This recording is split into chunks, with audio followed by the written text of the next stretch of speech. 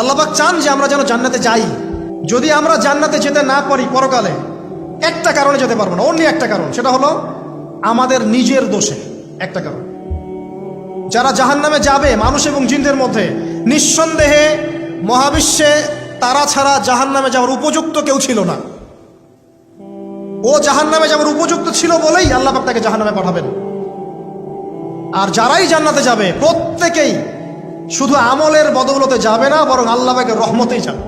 আল্লাহ পাকের রহমত যাদের উপরে বর্ষিত হবে তারাই জান্নাতে যাবে ইনশাআল্লাহ। কে আমল দিয়ে যেতে পারবে না।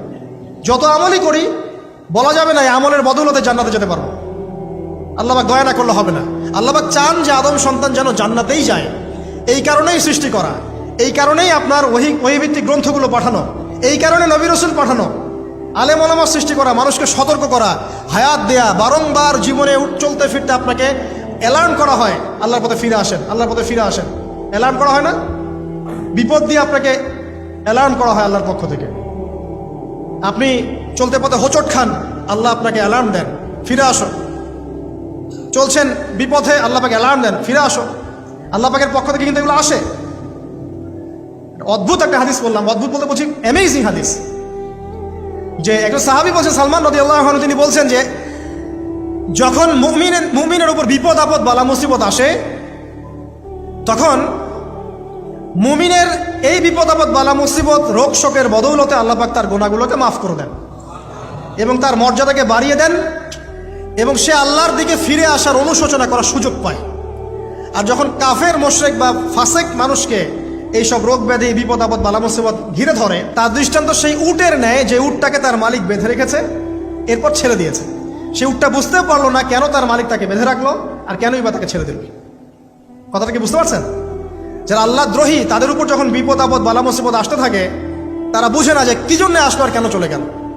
কিন্তু মুমিন ব্যক্তি যারা মুসলিম, আল্লাহর অনুগত, তাদের বিষয়টা হচ্ছে এমন বিপদ আপদ বালা মুসিবত রোগ ব্যাধি তাদেরকে আল্লাহর দিকে ফিরিয়ে নিয়ে আসবে ইনশাআল্লাহ।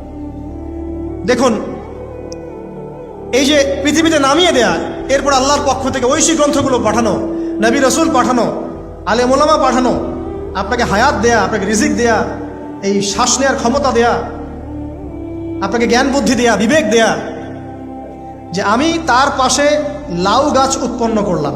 কোন গাছ? খেতে পারেন, এর শাক এবং এই যে ফল, এটার মধ্যে নিঃসন্দেহে এমন এমন কিছু উপাদান আছে যেটা হয়তো আমরা জানিও না, আবিষ্কার করা হয়নি। তিনি সুস্থ হয়ে গেলেন আলহামদুলিল্লাহ।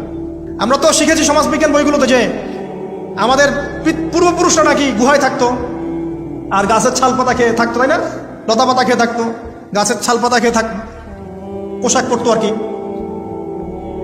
বোগাস, ডাহা, মিথ্যা কথা। আল্লাহ রাব্বুল আলামিন সূরা বাকারা এবং সূরা আরাফ পড়ে দেখেন, আল্লাহ পাক বলছেন যে আদম আলাইহিস সালামকে আল্লাহ পাক সমস্ত নাম জ্ঞান শিক্ষা দিয়েছেন। মহাবিশ্বের যে প্রয়োজনীয় জ্ঞানগুলো আছে সেগুলো আল্লাহ পাক আদমকে শিখিয়েছেন আলাইহিস সালাম। ওয়াল্লামা আদামাল আসমাআ কুল্লাহা, আল্লাহ পাক আদমকে সমস্ত নাম শিক্ষা দিয়েছেন। আমাদের পিতা মাতারা মূর্খ ছিলেন না, তারা সৃষ্টি থেকেই জ্ঞানী ছিলেন। আদম আলাইহিস সালামের পারমাণবিক বোম বানানোর কোনো প্রয়োজন ছিল না। ছিল? বানান নাই। আপনার মধ্যে এই জ্ঞানটা আসছে কিভাবে? বাই ডিএনএ আপনি জ্ঞান পাচ্ছেন, কারণ আমরা আদম সন্তান। অনেক জ্ঞান আমাদের ভিতরেই আছে, এগুলো চর্চার মধ্য দিয়ে, গবেষণার মধ্য দিয়ে প্রস্ফুটিত হয় মাত্র। জ্ঞান ভিতরে আছে আমাদের। আমাদের পিতাকে জ্ঞানী করে পাঠানো হয়েছে। এই জ্ঞান শিক্ষা দেওয়াটা হচ্ছে আল্লাহ পাকের সবচেয়ে বড় দয়াগুলোর মধ্যে একটা। রহম করেছেন। শুধু তাই নয়, আদম আলাইহিস সালামকে এমন জ্ঞান শিক্ষা দিয়েছেন যে জ্ঞান ফেরেশতারা পর্যন্ত জানতো না। এটা কি দয়া নয়? এটা কি আদম সন্তানের প্রতি ভালোবাসা নয়? তারপরে সেজদা করিয়েছেন। মহাবিশ্বে অন্য কাউকে কি সেজদা করানো হয়েছে? কোরআনে কি এমন কোনো দলিল আছে যে আদম আলাইহিস সালাম ছাড়া অন্য কাউকে সব ফেরেশতারা সেজদা করেছেন? আছে? তাহলে এই যে সম্মান দেয় আল্লাহর পক্ষ থেকে, সম্মান কিসের ভিত্তিতে? সম্মান শারীরিক ক্ষমতার ভিত্তিতে। সম্মানটা কি কারণে? জ্ঞানের কারণে, ইলমের কারণে, জ্ঞানের কারণে সম্মান। এই সম্মান দেওয়াটা কি আল্লাহ পাকের রহমত এবং দয়ার নিদর্শন নয়? অতএব সম্মান পেতে হলে, আল্লাহ রহমত পেতে হলে সেই জ্ঞানের চর্চা আবার ফিরে আসতে হবে। আপনি যদি আজও সেই ওহির জ্ঞানের চর্চা করেন, আল্লাহ পাক এই পৃথিবীবাসীর বুকের মধ্যে আপনার জন্য সম্মান পয়দা করে দিবেন ইনশাআল্লাহ। দেখে নিন, কোথায় যাবেন, যে কোনো জায়গায় যান। নবী ঈসা আলাইহিস সালামকে চতুর্দিক থেকে আক্রমণ করছে ইহুদিরা। আল্লাহ রাব্বুল আলামিন তাকে এমন হেফাজত করলেন, তার কাছে তাকে উঠিয়ে নিলেন। এটা কি দয়ার পরিচয় নয়?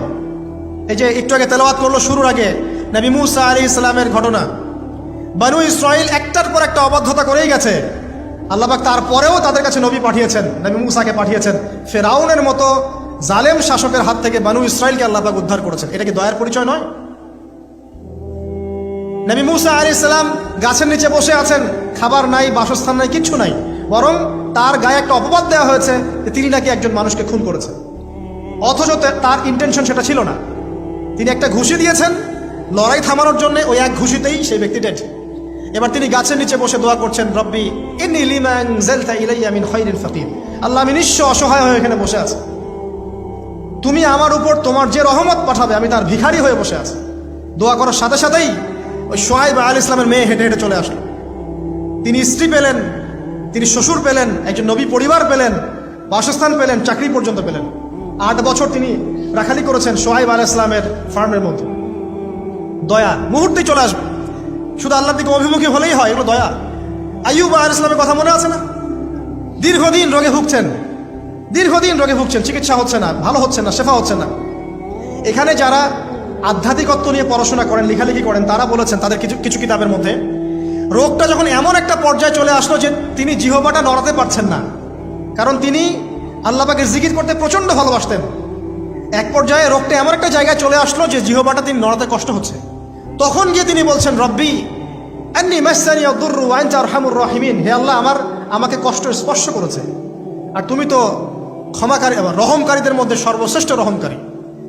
আমি জিকির করতে পর্যন্ত পারছি না, আল্লাহ আমার রোগটা শেফা দিয়ে দাও। বলার সাথে সাথে আল্লাহ রাব্বুল আলামিন প্রস্রবণ ঝর্ণা তৈরি করলেন, এখানে গোসল করো, শেফা হয়ে গেল। এগুলো কি রহমতের পরিচয় নয়?